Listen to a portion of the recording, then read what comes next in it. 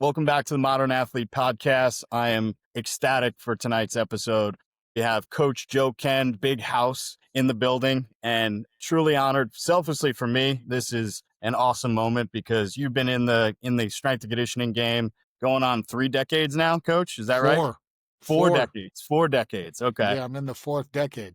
So has coached everywhere from like 10-year-olds all the way up to college, NFL. His resume goes on forever. That could be the whole episode, I'm pretty sure, Coach. But I know you're humble. But let's see. Coach of the year for the collegiate strength and conditioning coach of the year, NFL strength and conditioning coach of the year, authored 3 books, and an absolute stud of a human being. We were already bullshitting for about 15 minutes before we hopped on, but truly honored that you'd even come on to our podcast. I know it's going to be super valuable for everybody that trains with us because we follow the tier system, and Joe Kenn, who was on the podcast tonight, created the tier system, and we're going to jump into it, and we'll probably go down a bunch of different rabbit holes, and I'm pumped for it. So again, Coach, thank you for being here. And I appreciate it. And again, to all the servicemen and women out there, thank you because of your sacrifices and your willingness to protect the way we live. People like me get to really have fun lifting weights all day and coaching lifting weights and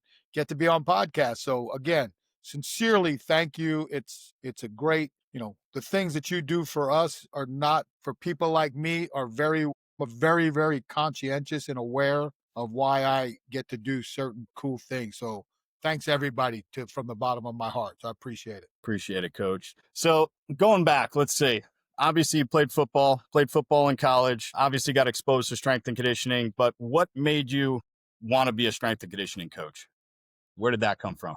So one of the things that I was fortunate to have in growing up in the early 80s when strength conditioning at the high school level really was probably beyond its infancy. Like it was even before you would say infancy of what I mean, now it's a full-blown career. Like it's one of the better jobs you can probably land in team sports settings. But when I came up, well, there wasn't a whole lot of that going on. And fortunately for us, my high school coach who played at my high school with my dad was they were lifting weights in the 60s in his dad's garage. I mean, that's where my coach, Rich Malo's dad's house, Big John Malo, that their garage was a weight room. That's where Lyle Alzado learned to lift, was in that weight room. So weight training had always been at the forefront at my high school from at least the 60s, or somehow or some way, athletes or football players in particular were lifting weights at my high school. So when my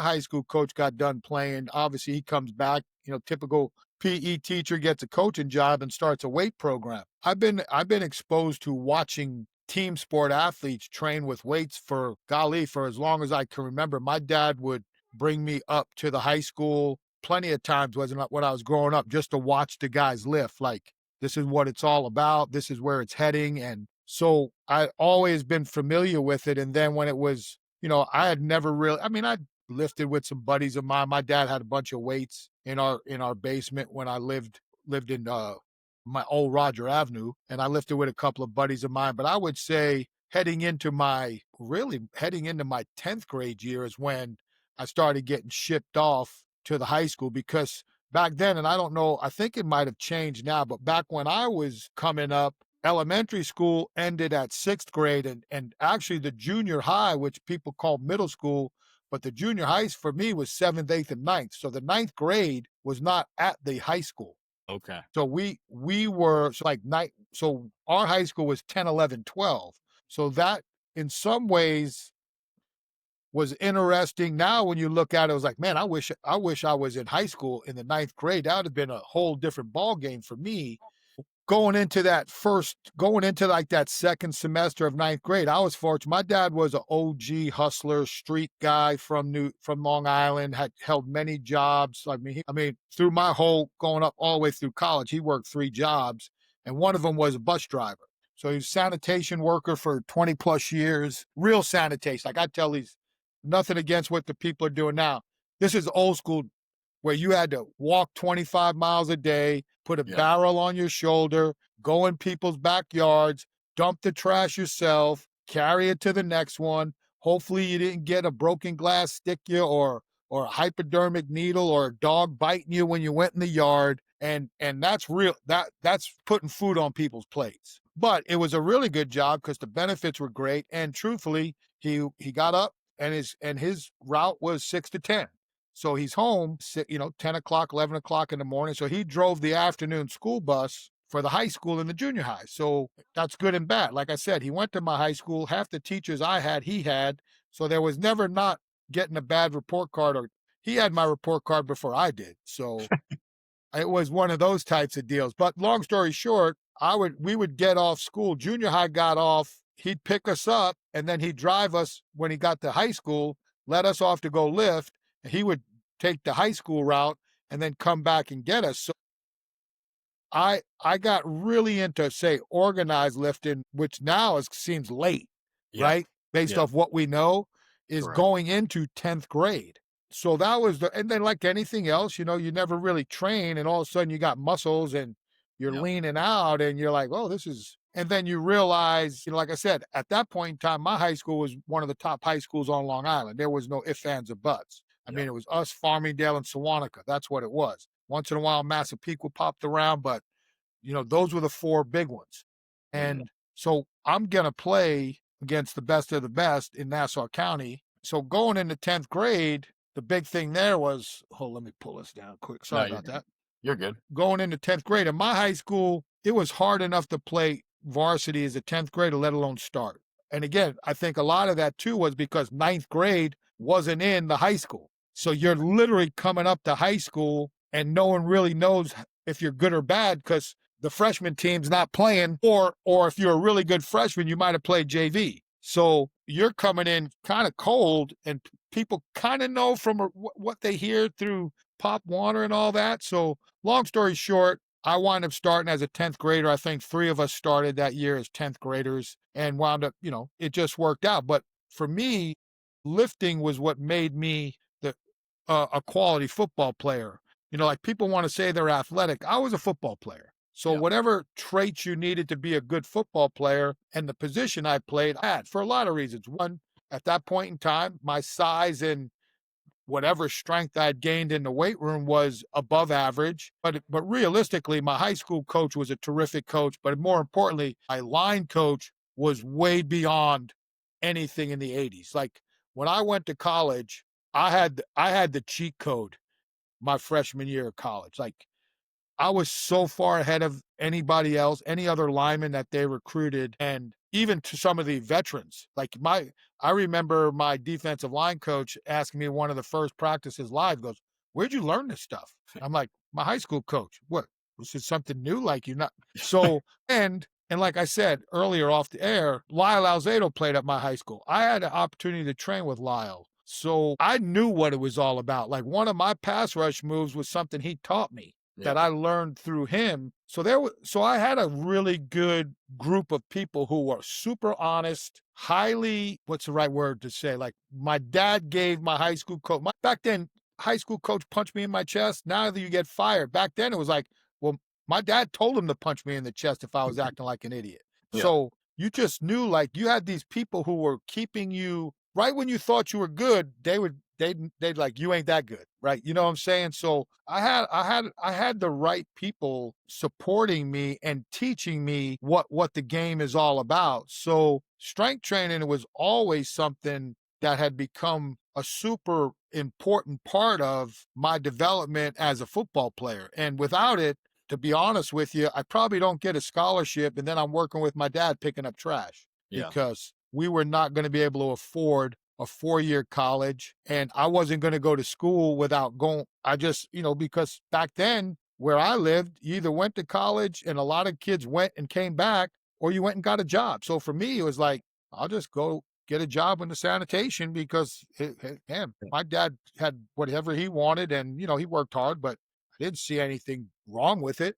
Like Yeah. I always laugh when people go, "Oh, I got to Wake Forest, a higher academic," and like, "Well, you want to grow up and be a garbage man?" I'm like, "What's wrong with that?" I said, "I can tell you this: it's better paying job than some of you people are making when you get out of college." But so for me, it had been ingrained early that for me to be successful as an athlete, aka football player, right?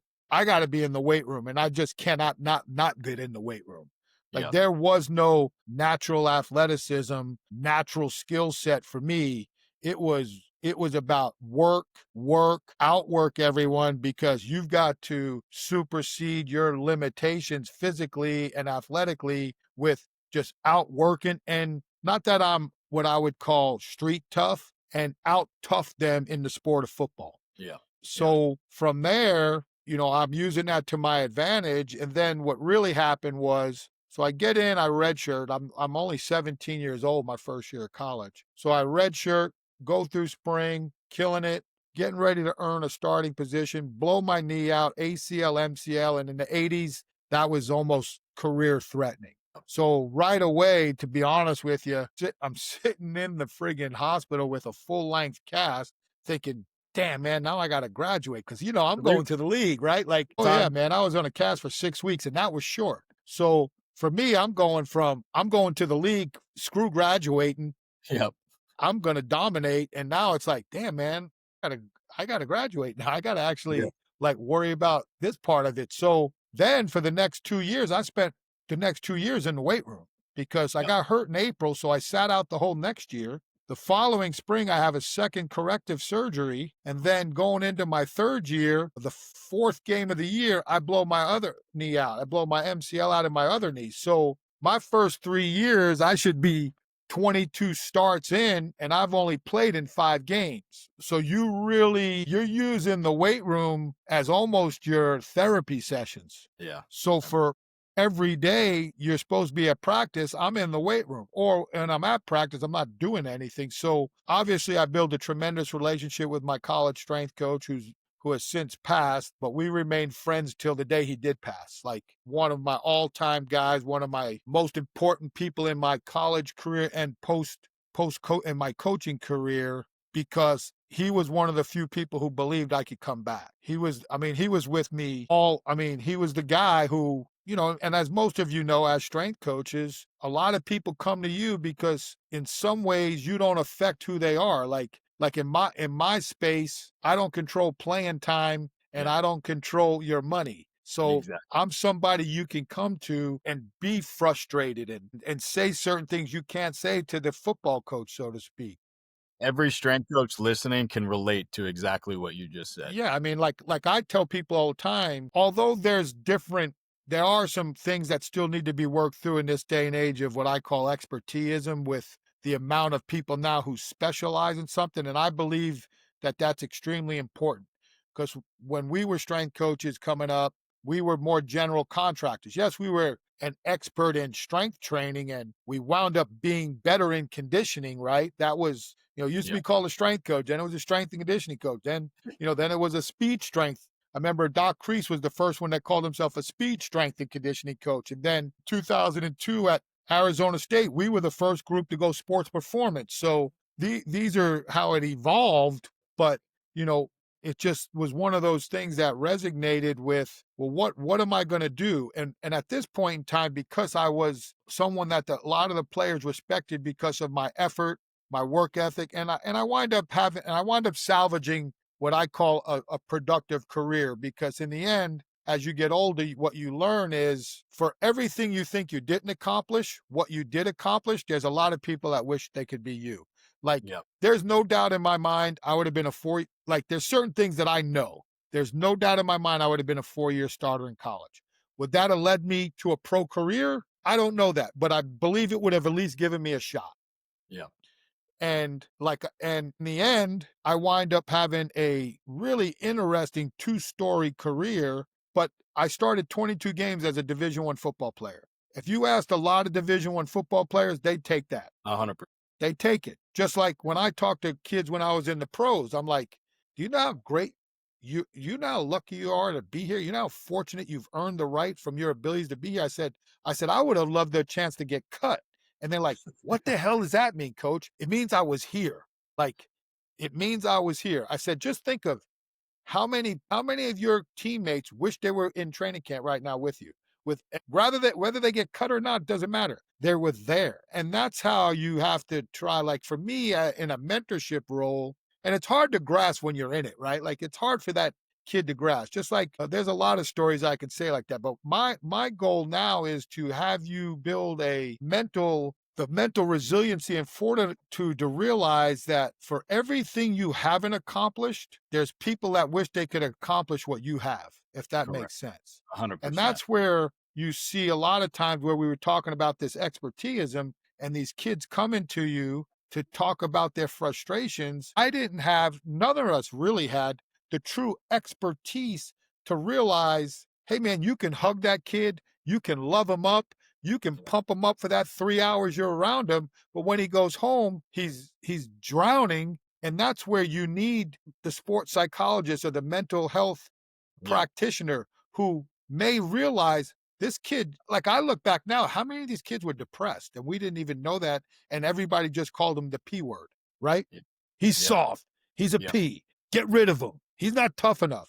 Man, that's real. Just like I learned through my wife's first pregnancy. Postpartum's real. Like Yep. you've gotta support those things. So that's why I believe this era of expertism is extremely important. Now, when you have all these experts and you live in the worlds we live in, even in your setting and Yep. mine, everybody wants to be the alpha. Yep. So Right. now it's a dogfight and it's a power struggle. And that's where a lot of things get misconstrued and everything's good at the staff meeting because everybody plays kumbaya. But then Yep. when the staff meeting's over, it's back to who's jockeying to be the lead dog. And that's where I think, again, that'd probably be a conversation for another time, but that's where I think some of these high performance models have missed the boat. Yep. And it's not because of the expertise, it's because the people who are making the decisions above that don't understand how it's supposed to be led, if Yep. that makes sense. I do like the expertism. I just think the model's flawed in the United States because we rushed it based off what was being told for us overseas, especially when sports science came in with GPS tracking and all that, which is really performance analytics, And is that's what it actually really is. And that's something that I've always gravitated to listening to you speak, reading your books, like blending the science, but then the practical application. And you say it all the time, like reading between the lines is really important. So you obviously, I know we're kind of jumping back and forth, but with the development of the tier system, I imagine that happened organically. And I know the story, but I think it would be good for our audience, especially because everybody who's listening is probably either on Warfighter or Lunch Pail, like our teams, our Okay. training teams, and we follow the tier system. And hearing just how you came from, again, we talked about it offline, like the 4-day split with Olympic lifts and conjugate splits. So when did you get to that point where it was like an aha, like I'm going to do something that nobody else in the field is really doing it like this? That's what I think it would be Yeah. good to. Well, it's funny. Again, I didn't think of it that way as much as I thought of it when I first started digging deep. Again, and let me backtrack. So Yep. when I was in college, my strength coach was a high intensity trained strength coach. Okay. And for those of you who don't know what that actually meant is predominantly machine based. It was predominantly really based off of muscle groups, but you could easily refer it to movement, Hmm. which I try to do. And it was one all out set of a load to momentary muscular failure. And generally, depending on what it was, it could have been 12 to 15 exercises, and you ran through a total body workout 3 days a week. And we were a little bit of a hybrid because we would do like a big lift because, again, some coaches are going to put a little more heat on you. So we Yep. may go in and bench and then run a circuit or squat and run a circuit. But predominantly, if our coach had full autonomy, we're training full blown HIT. And So if I anybody, understand. just real quick, so for people listening, like when they hear hit, sometimes they may think of like high intensity classes, like group classes. If you've Yeah, ever no, done this is hit one set to session, throw. Yeah, this is one it's set to throw awful. up on a knotless circuit. Yeah, it's And that's awful. pretty much what it was. Yeah. And yeah, now it's like high intensity interval training. But Yeah. and then the key component to have success with that was the term intensity. And this is where intensity had gotten flip-flop between the way most people use training intensity as a percentage of one rep max or a percentage of an estimated max versus the intensity that is explained in high intensity training is your intensity of effort. Yeah. So that there's two different intensities going on. Like, for example, if I'm training you with a training intensity of 75%, and we're going to do, say, 5 sets of 5, I still want the intensity effort to be 100%. Correct. And that's where, like, people would get this confused. Like, when you have, like, they used to call them the Jedi warriors with the HIT guys, and then you had your traditional 4-day-a-week split guys, and they bang heads, and they're like, Yeah. well, and I remember when I was talking about the tier system at a conference, and we were talking about trying to find an average load of a moderate intensity, and then Yeah. the HIT said something like, well, coach was talking about moderate intensity. We always go maximal intensity. And I'm like, yeah, you don't even realize it's two intensities. Yeah. It's just Exactly. like when I train now, and again, again, we're jumping over. I have my own little thoughts on, like, when people ask what your RPE is. Well, my RPE is always going to be 8, 9, or 10 because I train every rep and every set with maximal training intensity, or versus, excuse me, intensity of effort. Yeah. So it doesn't matter if it's 135 or 435. My effort intent is to move this bar at this type of intent every single rep. So again, I don't want to get into that debate, but No, that we talk about that all the time because sometimes I know I dealt with it in college. If I put 6 sets of 3, like dynamic effort, and you're lifting that 50% or whatever your percentage, and you're not giving maximum effort, you're not getting anything out yeah, of it. then yeah, You could take you that. yeah, you go home. Yeah, exactly. Yeah, So I and think that's so a good point there. I like the intensity of yeah, so effort. you have to know these things, and but again, I learned that through being through HIT. Yeah. So that's where my that whole body approach and 3-day a week had come always into fruition, and it it made sense to me because athletics is whole body approach. The tactical, the individual men and women that you train in that tactical setting. Let's face it, throw a 60-pound, Yeah. backpack or whatever you got. I don't, like Yeah. I said, I Rough. don't want to get, yeah, a rock. If you got a 60-pound back and you're carrying your rifle or your gun or whatever your weapon is, and you've got to trek how many miles, or you got to crawl, well, Yeah. that's total body work. Correct. You're not using your legs, and, like, I could only imagine holding your weapon with a 60-pound pack, walking 100 miles. Well, that's like an isometric. And if you got to be ready, like, if it's go time for those guys, like, it's Yeah. one of those times in the world where, hey man, head on a swivel because it's live. I can only imagine the tension, Yeah. and that's an isometric muscular contraction for how many, for your whole platoon walking through whatever they're doing. So whole body training has a lot of merit in these settings. And I 100%. always said, and there's nothing wrong with, hey, if you're winning, it doesn't really matter, right? It doesn't matter what you're doing when you're winning. And that's Exactly. where I always said, hey man, my way is my way.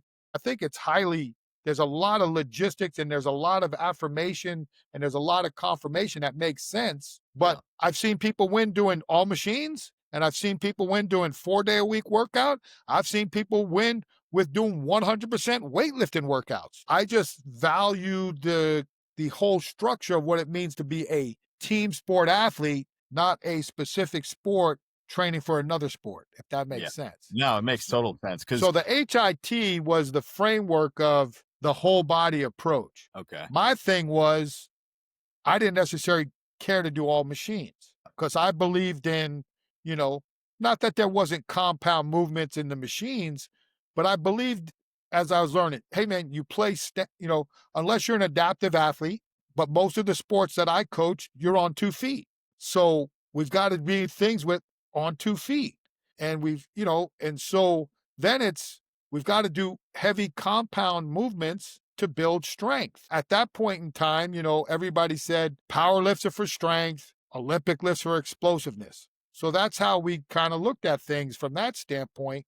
And then we were always going off of weightlifting protocols. Like, well, you have to train the Olympic lifts first because you have to train fast, when you're not tired. And yeah, if I'm an Olympic lifter, that made a lot of sense. But as I'm thinking out the people I train, well, that doesn't make sense because I'm being judged on, hey, our guys suck in the fourth quarter. That's on the strength coach. You're out. So Exactly. when you look at it from the practical standpoint and you look at it from anecdotal research, right? Because That's in our world, that's what we live on, regardless of what. And again, I'm understand empirical research and I understand what people call evidence-based research, but the truth is a lot of evidence-based research isn't with the populations I train. Yeah. So what evidence is it? My evidence is the feedback I get from the people I train. And that's my research. And again, I've been on plenty of research articles as an author. Yeah. I understand the scientific basis of having certain research. But if the research is non-applicable, just like if we accumulate all this data in this day and age of technology and some of it's non-applicable, then don't tell me I need it. Yep. Don't tell someone in your space that this evidence-based research that we tested 40 freshman PE majors in the overhead shot toss, that's the data we need to train my athletes or yours. Yes, correct. 100%. If I'm training freshman incoming PE majors, then I'll use your data. Yep, exactly. So those are things that I think, and again, I remember Matt Ray, I've told that to Matt Ray a long time ago, who's one of the top researchers in our area. And it finally hit him when he was at Alabama, when I kept telling you, until you get research with the athletes and the subjects that we work with, it's irrelevant. I mean, the That's a concept could have merit, but the data collection is irrelevant.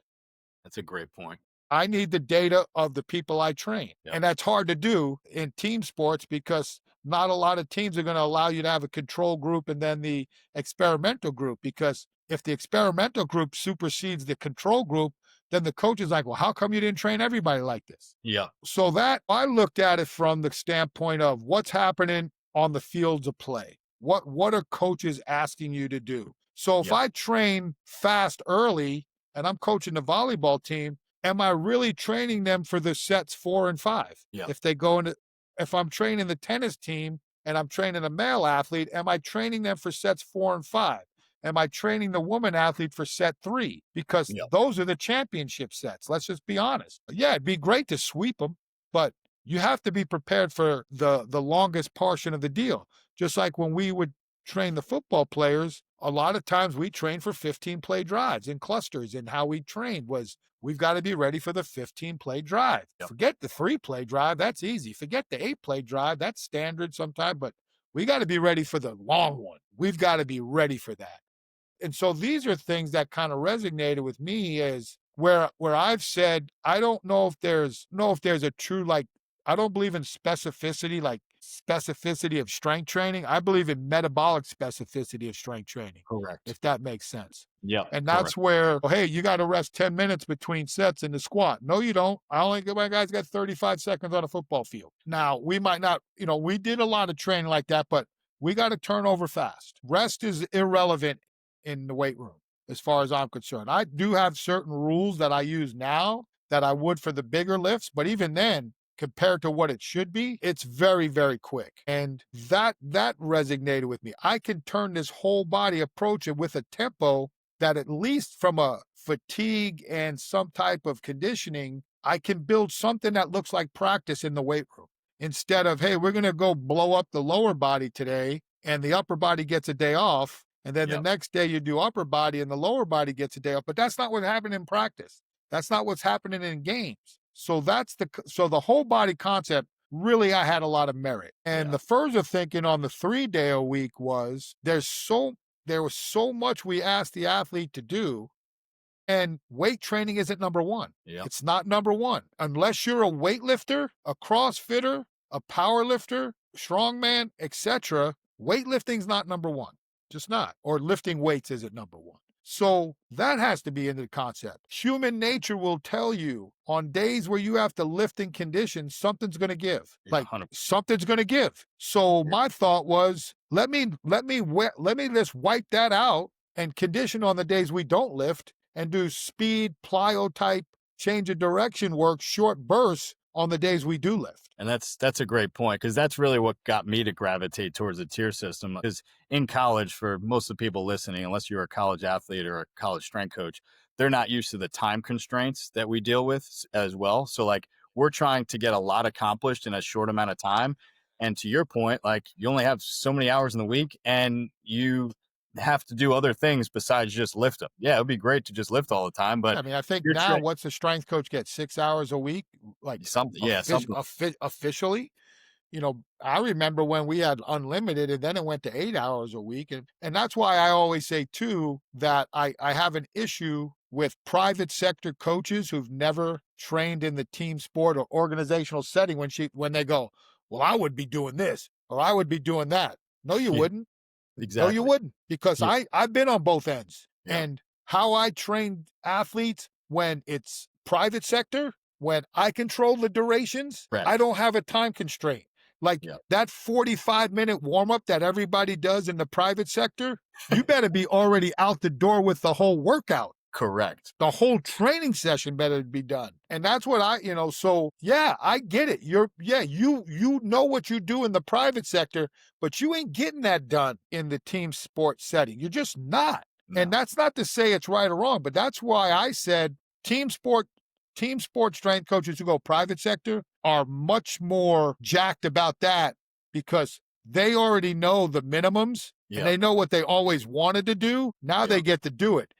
The hard part is if you're a private sector coach moving to the team sports setting and you've got this ideal template, well, now reality sets in. And I always talk about like ideal versus reality. The yeah, reality is that 40-minute prep that you field prep now has to be 7 minutes. yeah, exactly. So what's the most efficient way to do that? So those are big concerns when you're dealing with athletes that the practice field isn't the training hall. Yeah. And that's where and again, I know we're bouncing around and so I'm trying to bring it back. No, you're So good. the big thing then became establishing the exercises Yeah, and how I would rotate them. And this is where a little bit as much as the tier let me rephrase this so everybody understands, because I think the tier system gets kind of I know a lot of people very simple this. The tier system isn't based on training cycles. It's a structured rotation of exercises and movement categories. That's what it is. Now, the way the rotation came out had something to do with a training cycle, but the template itself, I don't care what type of sets and rep schemes you used in the tiers. Now, I had rules, and a lot of it was because of the team setting, but yeah, I had rules based off some volume controls and trying to keep things priority and a major and a minor emphasis of the day. But as I grew and it grew, a lot of things changed, like foundation exercises. What does that really mean in this day and age, especially when you're dealing with high level athletes? You have all these different ways to train now. You have the 5-3-1 model, you have Prilepin's chart, you have triphasic type of cycling. yeah, All that's why when people go, hey, can you do 5-3-1 with the tier system? Yes. Can you do triphasic? Yes. Can you do this? Yes. You can do any cycle you want because it's based off of the exercise pool you create and the structured order of exercise. Now, the one thing you can't do is change the order of the template because yeah, then you have misconstrued what the rotation's supposed to be. yeah, So what happened was as you go through and you learn in the traditional model of a three by three or a 3x5 training program was again going back to how everything was termed to be ordered based off the sport of weightlifting. Fast exercises first, strength exercise second, accessories third. And in the sport of weightlifting, well, 100% agree. There's nothing over 100. yeah, 100% agree. But when you listen to the rationale is train fast first before you get tired, yeah, that makes sense in weightlifting, right? yeah, Because you only got 6 lifts anyway. So literally, you're going to go out and compete, and based off of what I can average, you're probably going to do 6 lifts in a total of 30 seconds. So you better be fresh. The problem that we have is we're asking our athletes to be as fast as they can, as explosive as they can after playing 60 plays in a game or 36 minutes on the court and you've got another 12-minute quarter or however the yeah, quarters go at different levels of basketball. Or like I said, you're entering the 5th set of a tennis match, which could go 3+ hours and wanting to know who's going to win. Well, the person with the best power capacity. What does that mean? That means they have a high level of retention of their highest levels of speed from set one. I mean, it always amazed me that Serena Williams is serving 120 set one and 118 set five. Well, yeah, excuse me, set three for her. Well, yeah, Yeah. she could care less if she goes to set three because they're getting tired and I'm still hitting, 99.99% of my best ever serve of the day. And Yeah. that's why superior athletes are superior even at the elite levels. And so that's where I looked at it from a standpoint of, and again, at this point in time, the total body category is explosive. It's an Yeah. explosive category because this is where you learn, as I learned, things change. So the heavy moderate, so the tier system rotations became a simple fact of if you used to train heavy, moderate, light, and we always go back to like just say clean squat bench, right? That let's just use that as because that's typically how things went. Well, if I train everything heavy, you're gonna fatigue. Of course. Yeah. It's just the way it is, right? So if I'm training all three of those lifts heavy, by the time we get to bench, probably not a good day. Yeah. And that's good Now, for people to hear, especially with our population where it's more about pulling the reins back as opposed to trying to push them forward. So it's good hearing that, like, not everything is going to be heavy every single set. There's a time and place. This, yeah. this is really important. So So, so then the light day, well, yeah, you can breeze through that, but did it elicit any type of response? Sometimes that day could be too easy. yeah. And it's kind of like I don't want to say it's a waste. And this was before dynamic effort. It was truly it was a light.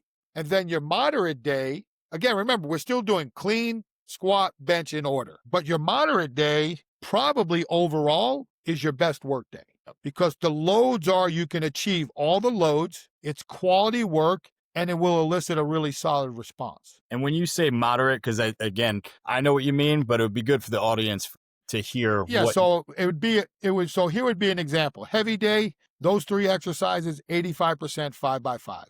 Yeah. Light day, 65% 5x5. Hmm. Moderate day, 75% 5x5. Yeah.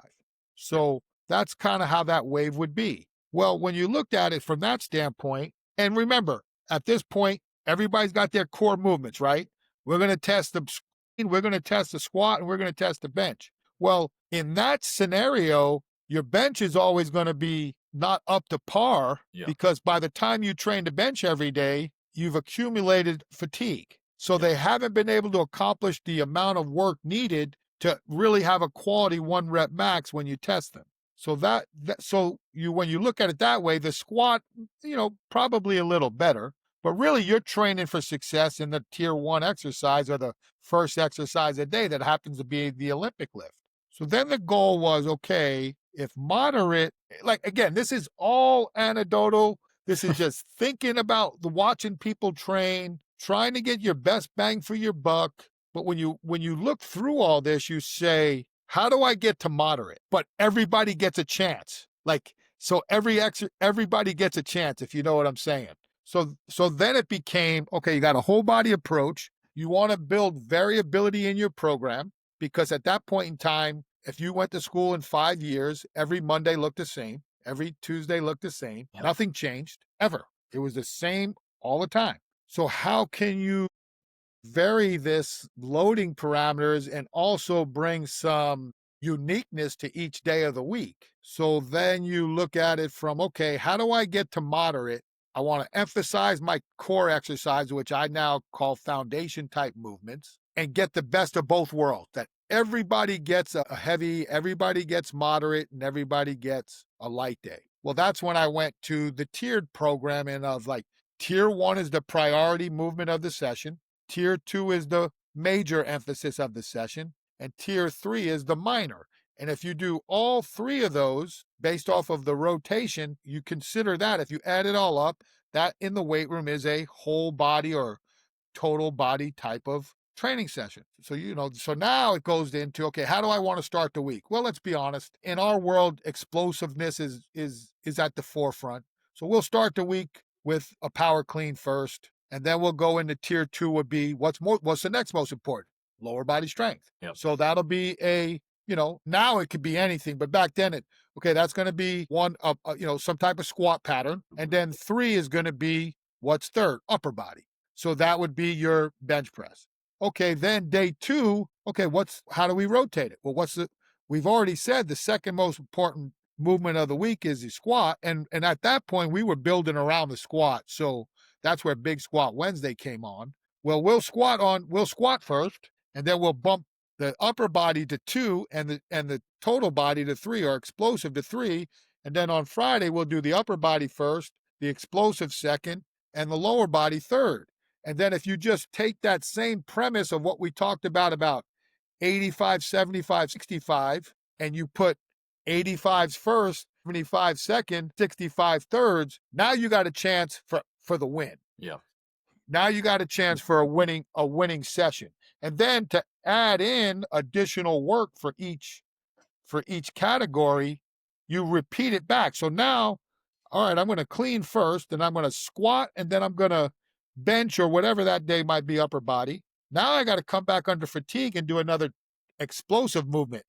Yeah. With being a little tired. And that could be, a shrug pull or whatever. It could be a push press or whatever. Now it would be a jump for high level athletes. It'd be some type of jump or throw. Yeah. And then you come back with a secondary assistance work for a major assistance work for the lower body, which generally would be some type of single leg movement.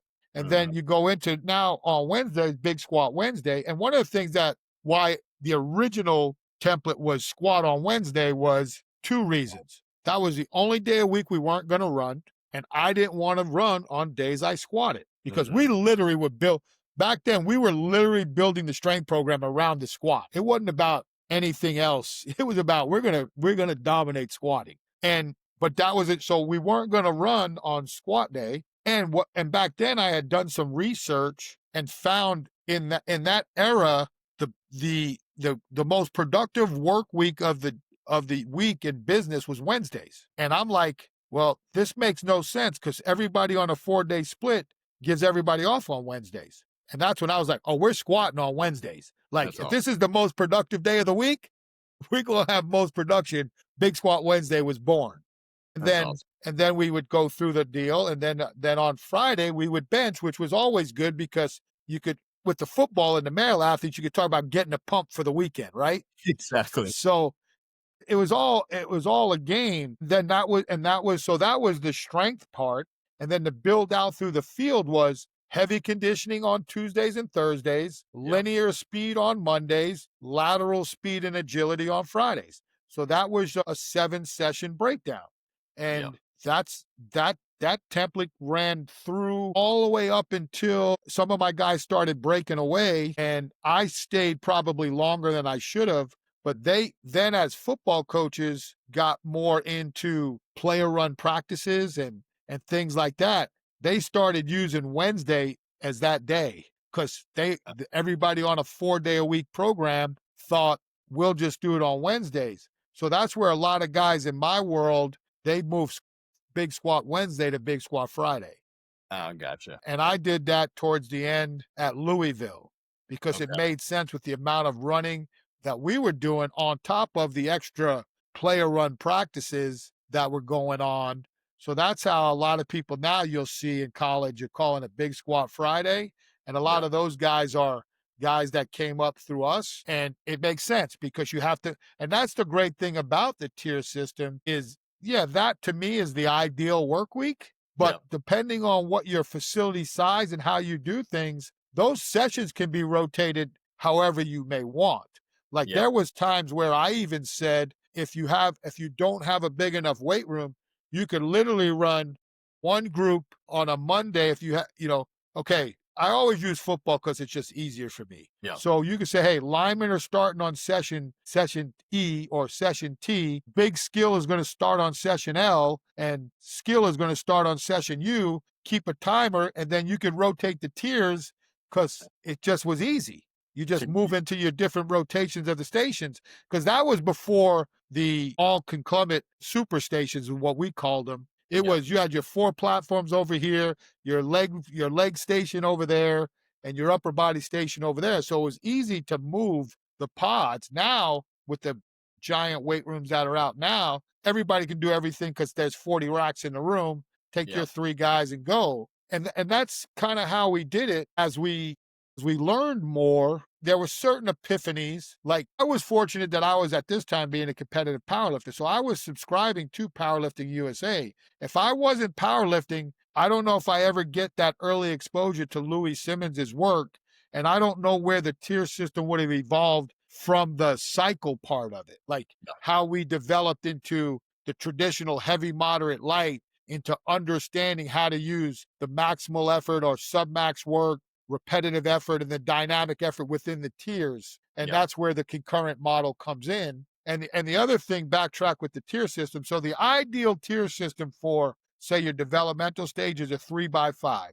For your Hmm. competitive stages, it's a 3x3. And that doesn't include your prep work and any special accessories. Yeah. And Dave Tate helped me name tiers 4 and 5 are predominantly what we would call strength mobility tiers. Yeah. Those are going to be a lot of your independent limb, single leg, single arm movements that are really more so based off of volume based and range of motion in more of an athletic sense. It evolved later into some jumps and throws for the total body, because after a while, there's only so many variations of Olympic lifts a kid's going to want to do before he starts trying the duck.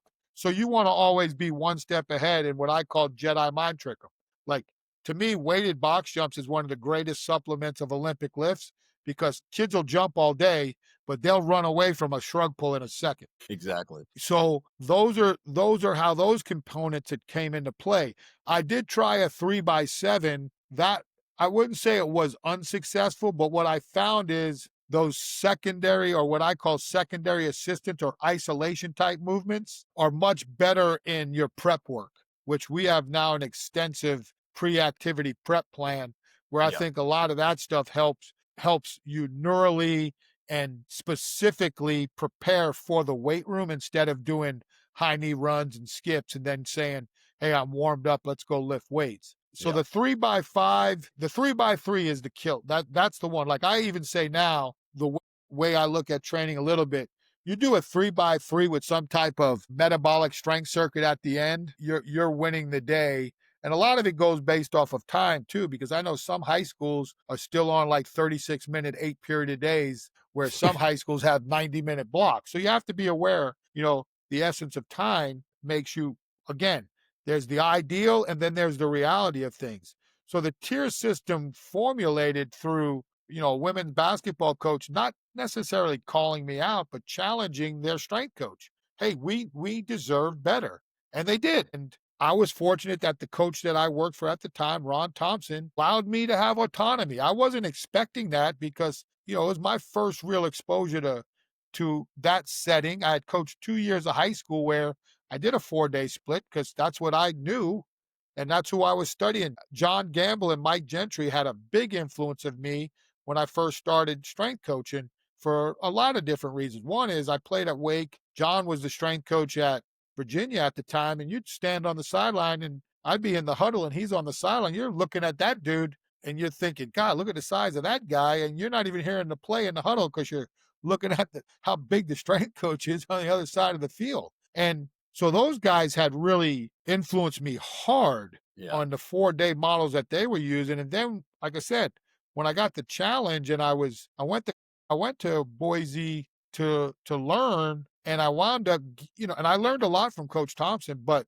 the fact that he allowed me to do that, and that's why, to be honest with you, I wasn't like that. Like the people that I mentored, I was going to learn, they were going to learn a system, because we were going to be a uniformed approach throughout the entire department. But I also taught them all the other stuff so that when it was their time to run their own program, they weren't just going to regurgitate what I'm doing, which has been a detriment to a lot of coaches now, is because the head coach gets hired in football and they hire that strength coach because they want that program.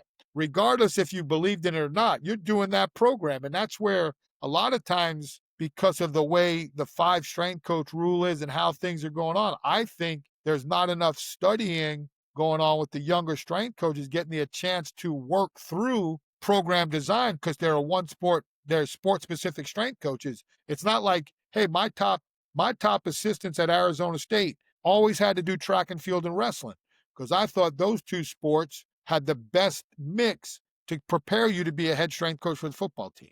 And then all my other coaches that worked football all had 2 to 3 sports. So they were the head strength coaches in those sports implementing my system within their beliefs. Yeah. Like like I said, you pick whatever exercises you want fit in the tiers, but you're doing the tier system template. Yeah. You got a different cycling model that you like before than mine, you're going to use it.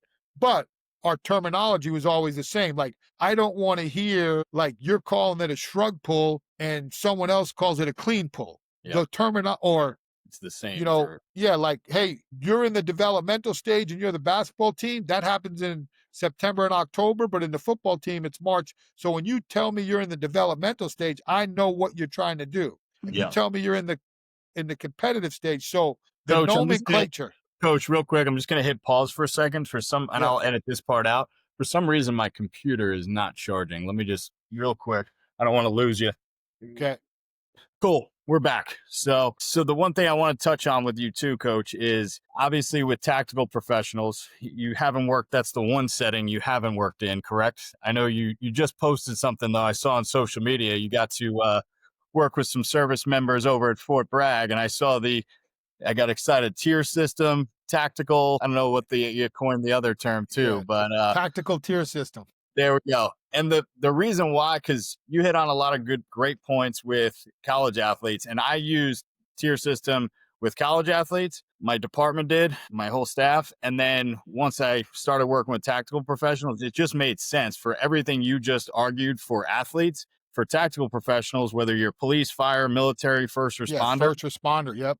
have to do all of that. You're like, you can't just be explosive, and when you're fresh, like you could be chasing somebody down and you got to be explosive to get hand to hand with them. So the other part with all of the people we work with, we have to balance conditioning as well. Yep. So we typically do the Monday, Wednesday, Friday, and we're doing conditioning. We have the luxury of going Saturdays. I know in college we didn't always have the luxury of Yeah. Saturdays, but Nowadays they kind of making yeah, it mandatory to come in. Yeah, I ain't exactly. working on no Saturday if I don't Exactly. have to. So we typically do Tuesday, Thursday, Saturday for the conditioning, just the same way you Yes. would do. All Yeah. right. So it's funny you say that because I've been working on this actual template for about 2 years, Oh and I wow. call it Okay. a mixed regime template. And I'm sure this will resonate with you. I knew the tier system, to me, the tier system for CrossFit is ideal. The tier system for any type of, like you said, in your space, 100% for real. I think you can be successful. Like, I think you can be a highly successful CrossFitter utilizing the tier system with a watt at the end. Yep. 100%. So, and again, I've spoken to several people who work on post or base at Fort Bragg, and I've listened to what they're doing, but I've also listened to their frustrations with how a lot of the servicemen and women have gravitated to that CrossFit type of training because it's bringing in the challenge. Remember, especially special forces, from what I can gather, I guess, is that a broad enough term that covers Yes, that all covers. all domains? Yes. So those particular servicemen and women are the alphas of servicemen and women. Like, they're what we would call in football. They're the dogs. Like, they're the wolves. They're the ones out. They're out to. They ain't even dogs. They're the wolves. Like, they're out to hunt, right? And when you hear that challenge, it resonated with me. With that's kind of the next step, because as with anything, you want to have that growth mindset, and you like 100% believe in what you do. Like, when I went to the pros, and you probably know this in your stuff. When I went to the NFL, like, what are you going to do now, House? It's a 4-day a week work week in the NFL. I said, hey man, your system got me here. Yeah. I'm rolling. Like, I'm going to prove that it'll work. Now, the difference was, in what I call the on-site program, I would not use off-season, because now we call it on. My buddy Adam Fite termed it on-season, because you're always working on something. So, because there's never an off-season, you're always working on something. So the on-season was what I called on-site. So you had off-site training and on-site training, and then you had in-season. So on the on-site program, we had to, we trained Monday through Thursday, because we have to give them a mandatory day off. And we gave them, I didn't want to mess the work week up, where a lot of people have Wednesdays off. But if a guy's going to leave on Friday, he's going to use Wednesday as the makeup day. Well, three people do that, they throw the other days off Yeah. because they throw Thursday off because now they're doing a totally different program than the people who are on the Thursday program because they're not going away. So for me, right away, when they said I set the week, it was going to be Monday through Thursday. And my thought was, okay, these are high level caliber athletes. What's the one thing during this time they don't need as much as I thought they did at college is conditioning. So really what we did is we took that Monday, Wednesday, Friday tier system strength program and then Tuesday, Thursday conditioning. All we did was throw out the Thursday conditioning session and move Friday over to Okay. Thursday. So So now, Monday, Wednesday, Thursday. yes. Okay. And because of the variation of the exercises, there really was no, even if you trained lower body, even if you trained those three movement categories the next day, it was a totally different movement Yeah. Correct. and a totally different intensity level, if that makes sense. So with that being said, we figured that out. So now we're looking at tactical. And like I said, most of the frustration with the athletes who would not participate, say, in the prescribed program at these strength, and let's face it, from what I know too, right? A lot of these contracted strength coaches, to be honest, don't have enough experiences in programming and don't understand that they're not necessarily challenging you. They're telling you what you should like, and you should have the wherewithal to understand how to make adaptations. No different than when a 10-year vet comes in and tells me, I don't do these 5 exercises. And in my world, those are the 5 most important. Okay, what do you do? I do these instead. Okay, you don't squat, but you do split squats. That's tier 1 on Wednesday. You don't bench press, you do dumbbells. That's tier 1 on Thursday. It's not hard. Don't make it hard. Because remember, this isn't their game. This isn't the end game for them. They're not winning and losing on dumbbell or barbell bench presses. They're winning and losing is, did he rush for 100 or did he rush for -6? Did he have 10 tackles or did he get trucked by a quarterback, right? So that's the game we're in. In your case, at the end of the day, nobody cares what's going on in your world except surviving. Yes. You know what I'm saying? And if you do get an injury, you hoping the wherewithal of what you did in your training helps you minimize what that injury is. And if it is severe, you have that resiliency and the rest of your body strong enough to get you to safety. So going back into this, I looked at, okay, how can I create the tier system for tactical? Mm-hmm. And this is why I call it mixed regime, because this is where that conditioning foundation comes in. So the tier system for tactical is very simple. I shouldn't say that, but it's a simple template.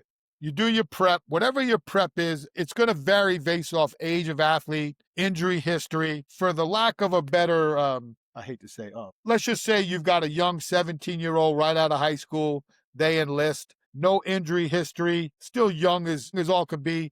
They could probably get away with, I call, a general warm-up, calisthenic-based warm-up, increase core body temperature, let's go. A career serviceman, 15, 16 years in, how many tours, banged up, injured, or even possibly lost a limb, though that prep's going to be a little bit more specific. Like torn rotator cuff, that's a whole different template. Our pre-activity template is a damn workout in itself. It's a training session in itself. My pre-activity prep is longer than my big exercises for my session. And it's just the way it is. So the prep is going to be very dialed into the group that we've got. And then it could be individualized for your, what in your case would be your higher level officers that have been in service for numerous years and have a little bit more wherewithal on their bodies. No different in my world than a 17-year vet compared to a rookie. It's going to look a little different. But think of the tier system the way you think of it. So what I want you to think of is, okay, tier 1, let's just call it, right? Tier 1 is now the strength emphasis of the day. Okay. Like you're going to train that on a traditional set and rep. And if you want, you can pair it. But generally, like it's going to be like if it's upper body, you're going to pair a push pull. Yeah. That's not.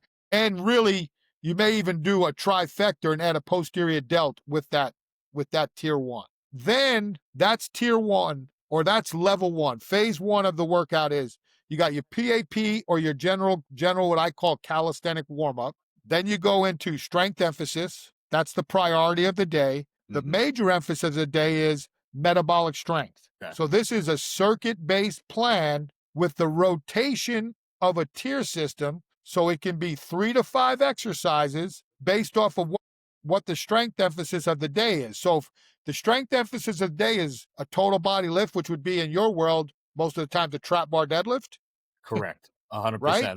That's So, my main total body. yeah. Yeah. So then let's just to make it very simple on the explanation. So now the metabolic strength circuit's going to be total body, lower body, upper body, core, or what I call root. So now I'm Yep. going to go kettlebell swing for 15, Yep. goblet squat for 15, and then let's just say a push up and inverted pull ups for 15 each, and dead bug for 10. And now that's capped. So now that's a time cap. So it's almost like CrossFit. And Yep. that's going to be anywhere between a 10 or 15-minute time cap. Okay, roll it. How many rounds can you get done in the time cap?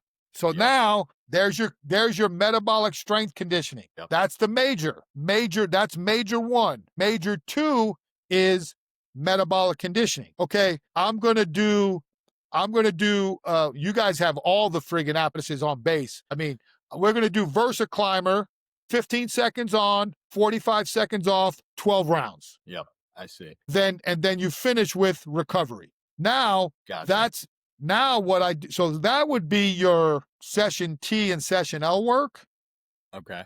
On your U day, it's a little bit different with the conditioning, because what I'll do is what I'm working with is you give your strength emphasis. So let's say it's bent over row, bench press, T raise, bent over T raise. All So three that's together. I'm going to go row, press, posterior shoulder, 5 or 6 sets. That's my strength emphasis. Okay. Before I get to my metabolic strength circuit, I'm going to go on the ski erg and I'm going to do a 4-minute Tabata. Okay. Gotcha. Okay. Then I'm going to do my 10 to 15-minute capped metabolic strength circuit. Yep. And then I'm going to finish with another Tabata on another apparatus of cardio. Got it. Okay. I like And you can also, and if they're nut jobs and they are willing to come in on a Saturday, you can manipulate the deals where you can go a 4th day and have a squat session, a deadlift session, a horizontal push-pull session, and a vertical push-pull session. And that's more traditional strength-based? Those would be your priorities. And then you have your metabolic strength and your metabolic conditioning. So then if you did a 4-day plan on the 2 upper body emphasis, strength emphasis days, would be your Tabata work. Okay. So it'd go, so on the lower body and total body days, you'd have strength emphasis, metabolic circuit for strength, metabolic conditioning. And those could be, those are going to be based off of a time cap circuit, and then whatever you want the intervals. Like you could do, and I would say, depending on how much duration of time, I don't think you can go more than 15 minute a cap on the strength circuit, and based off time, probably 15-minute cap on the conditioning. But that doesn't mean you can't do 2 minutes on, 1 minute off a Versa Climber, right? Or 30, whatever the intervals you want. Or hey, you got 12 minutes of a slow Versa Climber for 12 minutes. Yeah. So that conditioning, although we're using the term metabolic, it could be long, slow distance cardio based for 10 to 15 minutes. Yeah. But then on the upper body days, you work Tabata, metabolic strength circuit, Tabata. I like that. And out. And then if you want to do so what we did at Bragg was just to give them a taste. And this was my beta. Like, I've got people doing this, in high-level fitness athletes doing it with really good success. But this was my beta test was, all right, I've got legit people. This is the group that I wanted to hit with. Yeah. So we did a dynamic warm-up. We did a 30-second work. We did 3 full rounds of 6 minutes of jumping jack, body weight squat, split squat jumps, and mountain climbers. Okay. So they did 30 seconds of all 4 of those, 6 minutes total. So we did a slow dynamic, like track prep, high knee, hug, and all that. Yep. Then we did some high knees, skips, shuffles, karaoke. Yep. Then we went into that little metabolic, pick the heart rate up. Then they Yep. went into 10, 8, 6, 5, 3 trap bar deadlift. Okay. Then they went into their metabolic strength circuit. Then we did one round of Tabata. And then because we wanted to finish with fun, then we did a team relay of push the sled 20 yards, sprint 10, pick up an 80-pound med ball, sprint 20, and then we came back and forth to end it. That's awesome. And Yeah. got away. And I told them, like, hey man, y'all don't know how excited I am that I'm getting the show actually. I couldn't have asked one, first time we ever did it, literally from the time I started talking to the time I ended talking, took us like 75 to 80 minutes. So it was, I know that I could have gotten that done in an hour with practice Yeah. and really dialing it in. There's no question.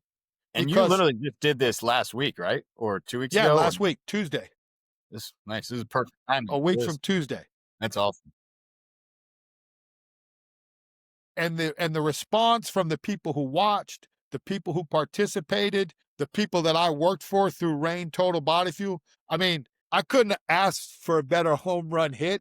And now, like I said, now I got proof of concept. Now I know that in that setting, if you dial it in, I think that's a winning combination for the individuals who are active members that work on base. Yeah. Get there, and again, so like now that gives you a secondary option to switch back and forth because at some point in time, right, you're going to get the one guy that's like, yeah, coach, I'm not too concerned about condition. I just want to lift heavy. Well, now Yeah. you got your traditional tier system template. Correct. But from what I gathered, they are, especially in special ops, it seems like a lot of those athletes gravitate to more of what we just talked about. Like, hey, I want to get strong, but I want you to wear me out, coach. Like, Yeah. and there's no better way to wear someone out than putting together a circuit and saying, all right, you want to get worn out? You got 15 minutes. Keep going. How many rounds can you get done in 15 minutes? And I like that too because you can still progress it. Because I think sometimes CrossFit gets a bad knock because it seems like a lot of randomness, but having the structure is really important. So your foundational principles are still the same, but Well, now like you're and like just for you guys, like that total body lift, based off of some of the things I've seen in like the H2F testing, the total body is, carry an 80-pound or 100-pound med ball or sandbag, 50 yards. yeah, And then that's been my total body a lot of times, yeah, especially or backward sled drag, right? correct. Backward sled drag 50 yards. And then your upper or jump. Like so, like if I was saying like with the pairs, like I would pair like now you have your advance. So if you've got your, let's say we call it tactical tier system template 1 is kind of what we said, what we just talked about. You got your traditional tier system, which gives you either a 3x3 or a 3x5. Yeah. Well, then the advanced tactical tier system would be pairing the strength emphasis. So let's say on that deadlift day, I'm going to do 3 box jumps, and then within 30 seconds, I've got to do a deadlift set. Yeah. Okay. On squat day, it could be as simple as I'm going to do rapid fire banded leg curls within 30 seconds. I squat. On your upper body day, it could be I'm going to do a plyo push up into my bench or into my row bench progression. And then on the other day, it could be I'm going to throw a med ball for height before I do my vertical pull, overhead press, and posterior shoulder. So you're just adding in a little bit more of a dynamic, explosive component within it. The squat, I said, rapid fire leg curl because I like those. On your deadlift day, it could have been a rapid fire flutter kick. Yeah. Depending on what resonates, because you may want to save the jump for the circuit. You may want to be, hey, I'm going to do box jumps in this circuit. So that's where, again, it comes out to how you want to structure the exercise pool. And then like with a CrossFitter on that template, you know what movements you got to do. A lot of that stuff we got to work in pistol squats, handstand push-ups. In your case, hey man, the total body lift, you're going to crawl with pulling a weight sled for 50 yards, right? Exactly. All this stuff is available. That's why, like I tell people, when you're building out your pools, to me, sled dragging is total body, 100. unless if you're using your arms. It's lower body if you just got a waist belt. So you Yeah. have to digress. Any strongman movement for the most part is total body.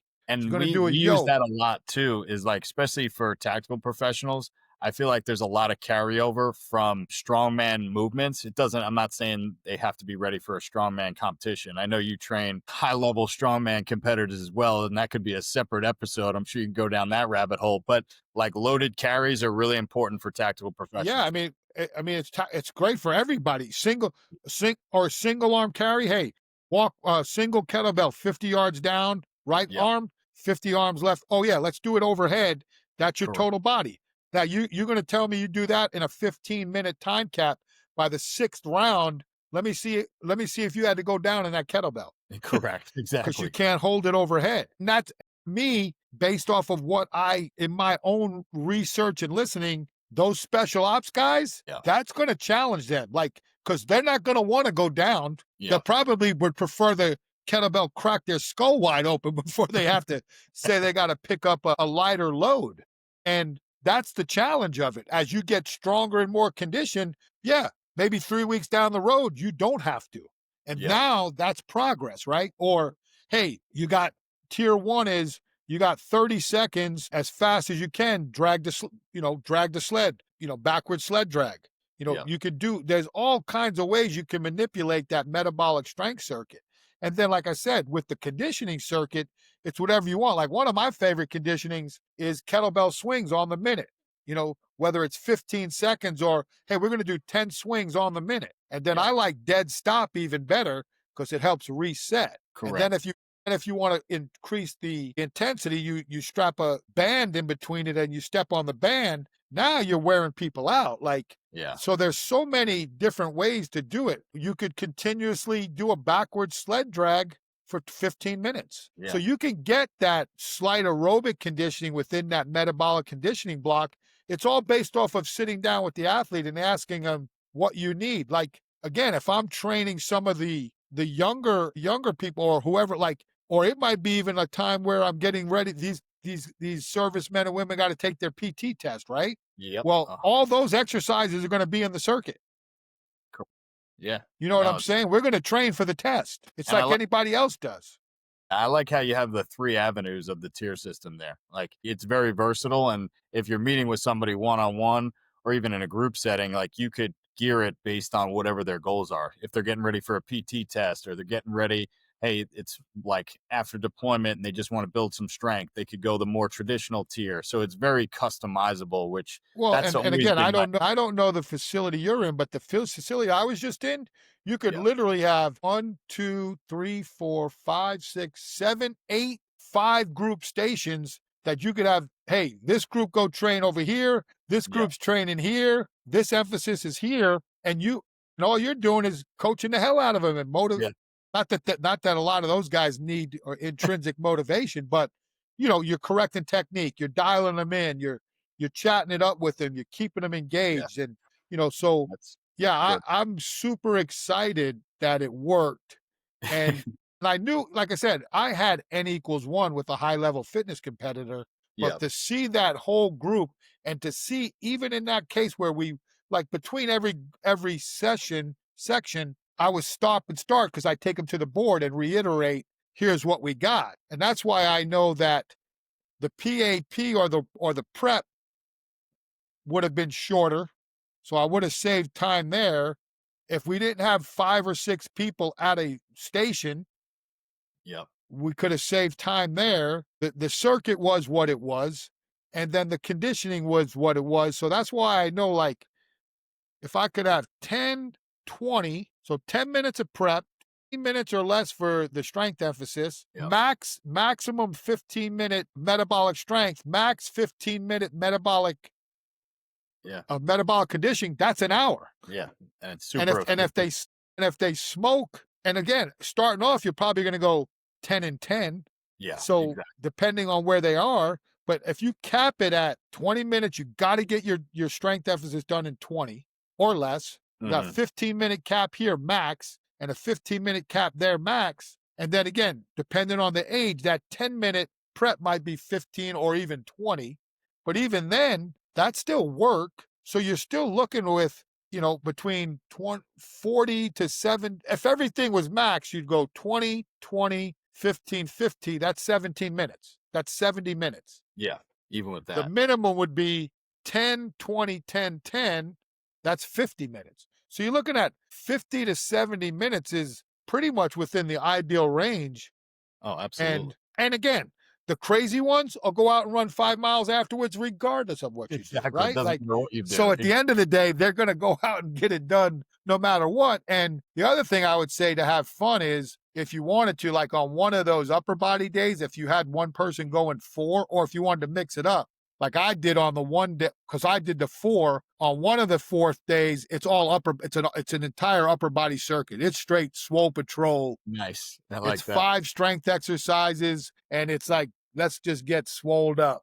I like that. And That's a good, everybody likes that. So of course. yeah, I think there's a lot of cool ways to adjust. And and That's and awesome. again, I I'm super excited about that. And like I said, I couldn't have asked for a better response from the population that I wanted it to be successful with. So now it's just a matter of just getting, like we said, as we talked about it, just getting the template, putting the parameters, what that looks like, Yeah. and probably be a small chapter in my new book. That's awesome, coach. That is awesome. And I know we're almost coming up on 2 hours here, but that there's a lot to take away there. But I want to obviously talk about how can people reach out to you, see your social media page. I know, but let our team know. Where can they find you at? So the easiest is Instagram. I mean, Yep. at Big House Power. And I'm not perfect, no one is, but I do, if I get a message, and again, some go to different avenues. If I get a message that's realistic, like I'm pretty responsive. Now, I'm Yep. not responsive to everybody who wants me to promote a product or people, but if someone asks me a legitimate question, I try to be cordial. I know how it was when a lot of times people don't respond. I've done that in the past and probably pissed some people off and upset some people. So I say I'm not 100%, but if it gets through, I'm pretty responsive. Everybody's got a website. Mine's bighousepower.com. Needs to be worked on. And the truth is, starting real soon, I'm going to start ramping up stuff on YouTube. Like, I think I'm missing Nice. the boat on that. Okay. I'm going to do a weekly show, and then I may do spin offs of some long form interviews like a typical podcast. Okay. But I think that at this point in time, like again, I've been a guest on over 100 podcasts. And